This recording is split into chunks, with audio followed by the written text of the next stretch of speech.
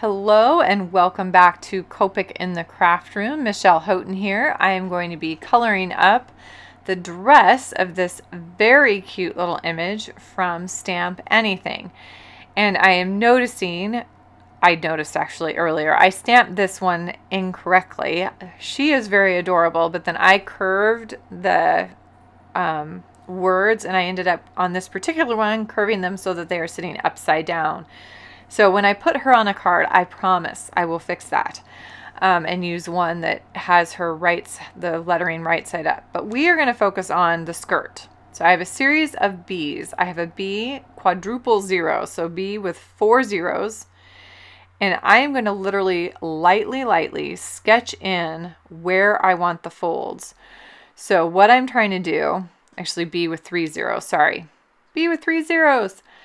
So I'm flicking from the bottom edge up and a few times from the top down. I'm trying to keep the angle of the skirt, so if it flares out at the bottom, it gets wider at the bottom.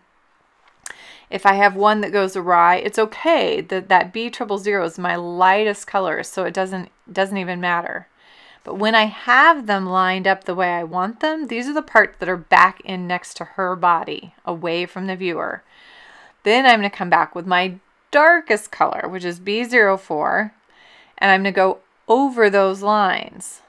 So get a real close look. So these are the areas that are going to be the darkest. So I did it with my lightest color first, so if I made mistakes I could correct it, and then I went back with my darkest.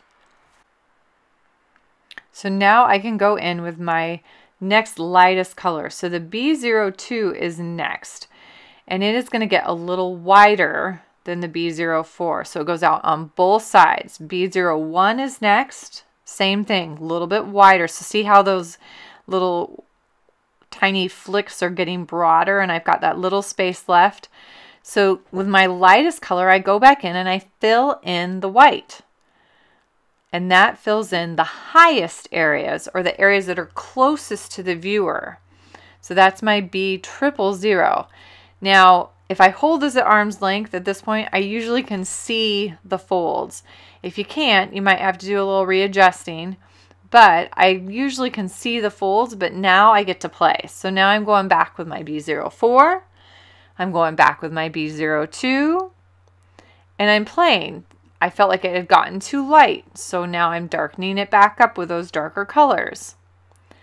Skipping the B01 and going right to my B000, going right down those highlight areas again. A little bit of B01 up at the top because I felt like that didn't have a smooth enough transition, and then I go all the way back in with a colorless blender and lighten it up even further on those top folds. So I play back and forth quite a bit with folds like this. And you can, because especially I've used lighter colors here. Obviously, I didn't go all the way into a 7 or an 8 or a 9 marker that ends in those colors.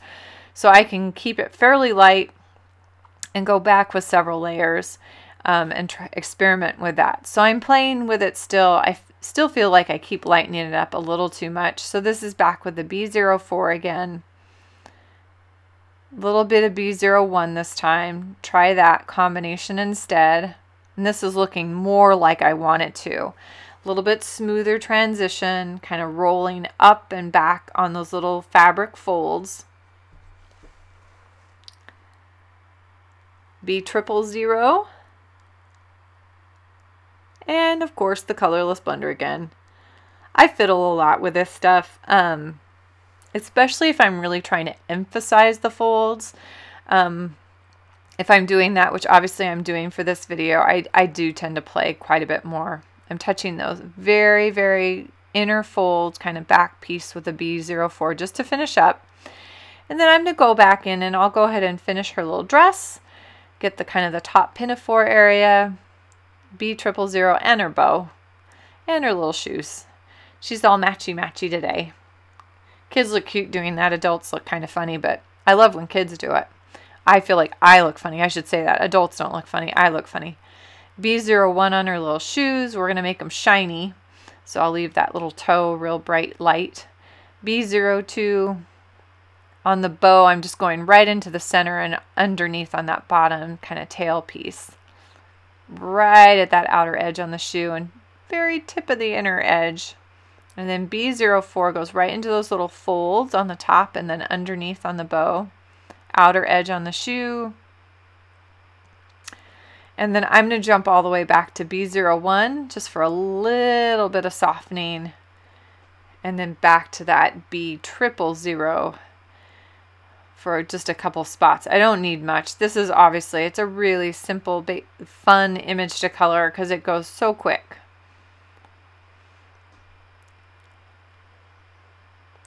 And I think I'm going to go ahead and color the pinwheel while we are at it, just for fun, and then I will get her finished up and show you what she looks like all finished on the card.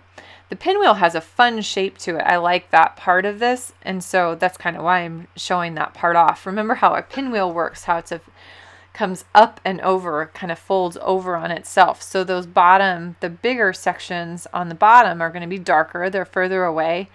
And then the lighter sections kind of round up and over and back into that center pin. So it's kind of a fun shape to shade because you can really play with those dark to lights and really show the shape and how it works. And so this is a fun shape to me to kind of play with. So I used a series of violets, V04, V06, V17, and the lightest, sorry, was V12 is my lightest. Oh, V01. I'm wrong today. V01.